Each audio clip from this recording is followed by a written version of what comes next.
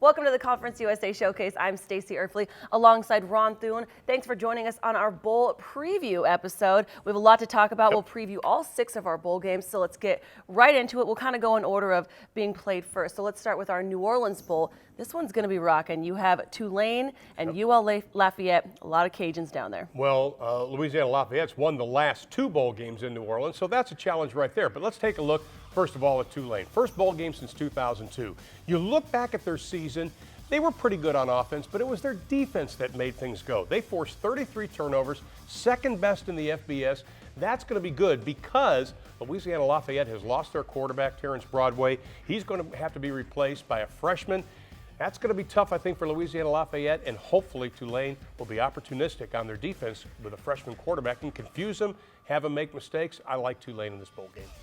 Well, Ron, let's head down to St. Petersburg for the Beef O'Brady Bowl. ECU will face Ohio. Now, we talked last week about Marshall not letting them beat ECU twice. So let's kind of talk about how this senior leadership on this team really needs to step up. Well, they obviously have to step up in this football game because this is an opportunity to pick up their 10th win. That would be second best in East Carolina history. Now, East Carolina is on a roll. Forget about the Marshall game. They've won 5 of their last 6 games. Why?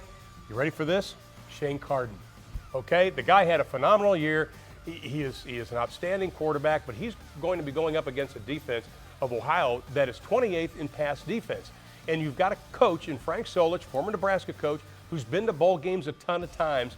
Can Shane Carden defeat the secondary of Ohio? I think that's going to be a key in the game. Well, Ron, next up, let's talk about the Military Bowl. Marshall facing Maryland, essentially a home game for the Terps. But last week, you mentioned how beatable Maryland is. Talk about the keys for Marshall. Well, I think obviously Maryland is beatable. They started the non-conference season 4-0.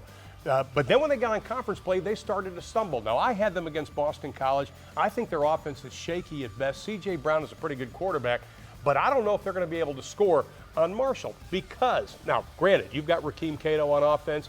He is phenomenal. He's going to have a field day, I really believe, against Maryland. But the key, I think, for Marshall, they are the best in defensive improvement since 2012. They're giving up 19 less points than they did last season.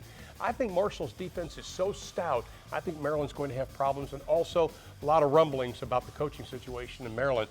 It's going to be a great game. Once again, I'm a homer. I got to go with Marshall. Well, still to come after the break, we'll take a look at the Armed Forces, Liberty, and Heart of Dallas Bowls.